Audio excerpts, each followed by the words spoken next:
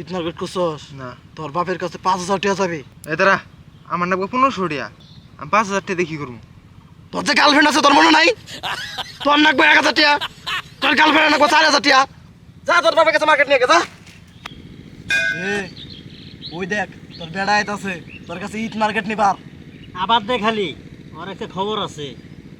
আব্বা ওই দেখ তোর বেড়া আয় বসে, যা সাড়াই এটা চোর মারবি। ঈদ মার্কেট করবো 5000 টাকা দাও। টিয়া মনে হয় দিব।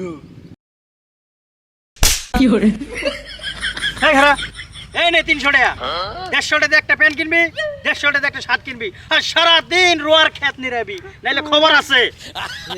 যা তোর বাপের কাছে তোর গার্লফ্রেন্ড টিয়াটা নি, তোর বালকে গার্লফ্রেন্ডে কিনে দেওয়া লাগবো না। তুই কি আমাকে আবার থাপ্পড় খেলাবি? আমারই টিয়া দিবাস না, আমার গার্লফ্রেন্ড টিয়া দিব। এখন ভালো বুদ্ধি দেয় কেডা, দুই বাপ বাড়ায় থাপ্পড় মারলো।